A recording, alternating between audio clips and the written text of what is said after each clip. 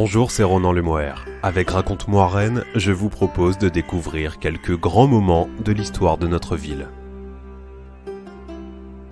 Le cimetière du Nord, cimetière romantique typique du 19e siècle, est le plus ancien créé par la ville de Rennes.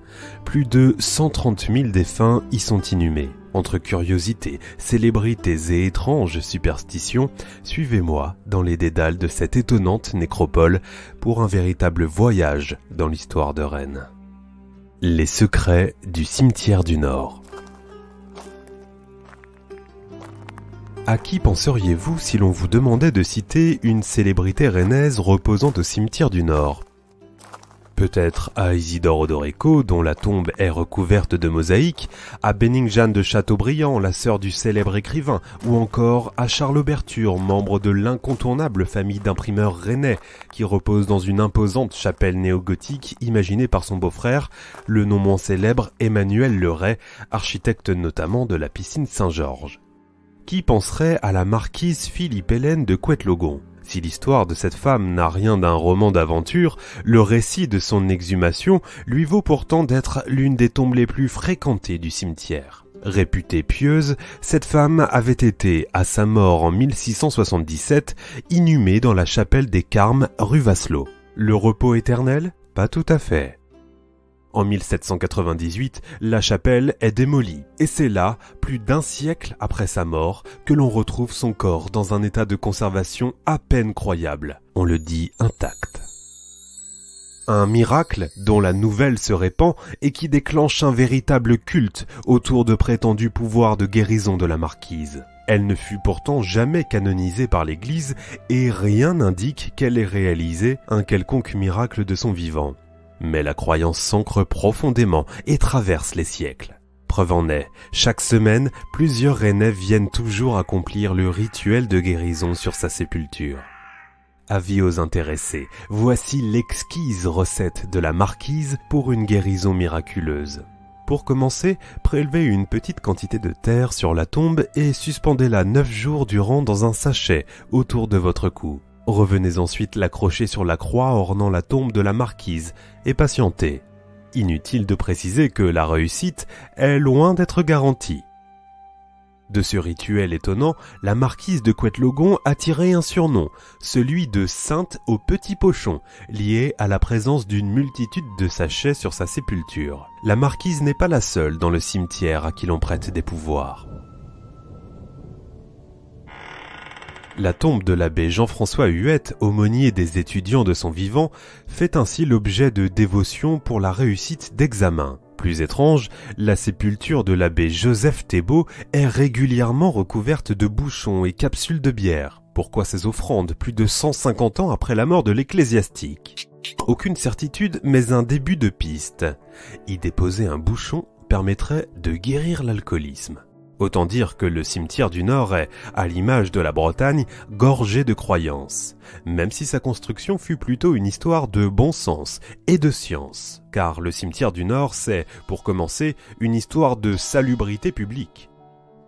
En 1776, Louis XVI ordonne le transfert des cimetières hors des villes pour des questions d'hygiène et de maladie. Un édit royal suivi par le Parlement de Bretagne qui impose en 1784 la création d'un nouveau cimetière à Rennes, loin des habitations. Plus question d'enterrer les morts en plein cœur de la ville, autour des églises, abbayes et couvents, comme c'était le cas jusqu'ici. Les petits cimetières paroissiaux doivent disparaître. Pour réaliser ce cimetière unique, la municipalité achète un champ dans le quartier Saint-Martin, alors très peu peuplé. C'est le point de départ du cimetière du Nord, qui restera pendant plus d'un siècle le seul de la ville.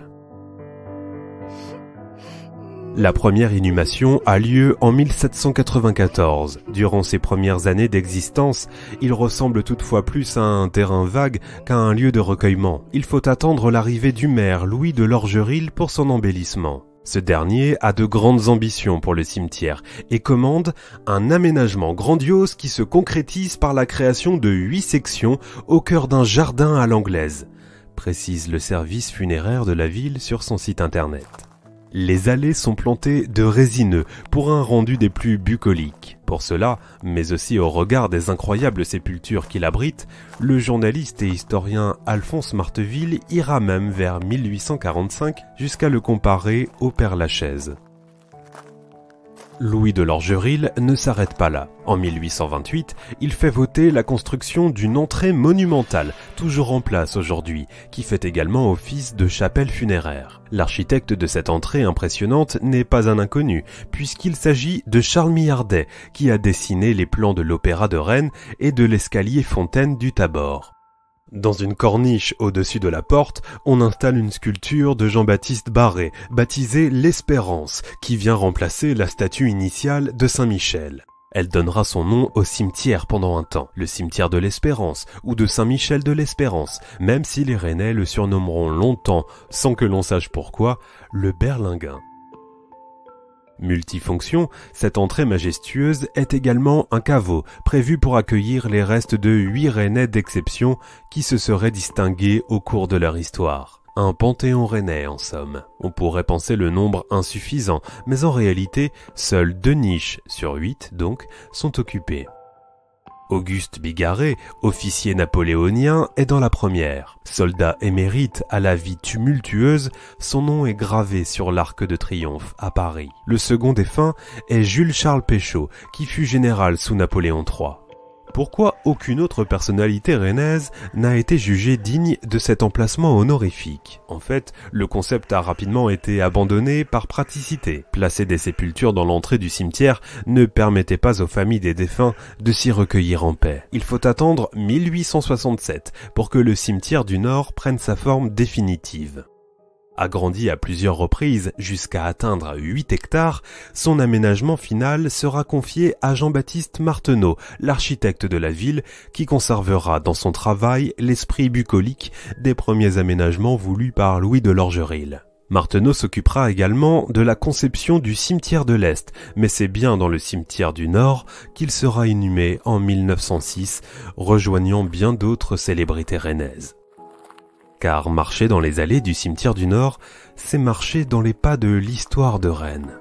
On peut ainsi y trouver les sépultures de quelques maires emblématiques ou encore les noms de quelques grands entrepreneurs, comme celui de l'abbé Trochu, cofondateur de l'Ouest Éclair, l'ancêtre de Ouest France. Dans le domaine de la presse et de l'imprimerie, attardons-nous d'ailleurs sur la stèle de Jeanne Le Saunier de Vauhelon. Trop peu connue, cette Rennaise a pourtant édité le tout premier journal de la ville, Les Affiches de Rennes. Imprimer le tout premier journal de Rennes est déjà un fait d'armes de taille, mais le faire, en étant une femme, au XVIIIe siècle, je vous laisse apprécier l'exploit.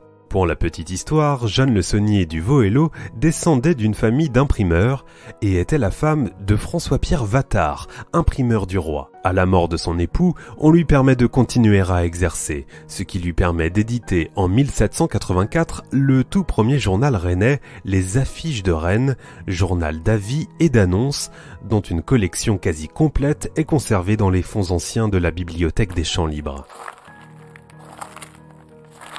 À quelques pas, la tombe des prêtres de Saint-Aubin rappelle, elle, quelques douloureux moments de l'histoire de la ville. Elle est en effet ornée d'un bas-relief représentant le vœu en argent offert à Notre-Dame de Bonne Nouvelle au XVIIe siècle. Un bas-relief dont l'histoire a traversé les siècles. Au XVIIe siècle, la peste s'invite régulièrement à la table des Rennais. En 1632, Rennes fait ainsi face depuis 8 ans à un long épisode de la maladie. Rien ne marche, ni procession, ni fumigation. Alors, en dernier recours, la ville promet d'offrir une statue en argent à l'église Notre-Dame de Bonne Nouvelle contre l'éradication de la peste.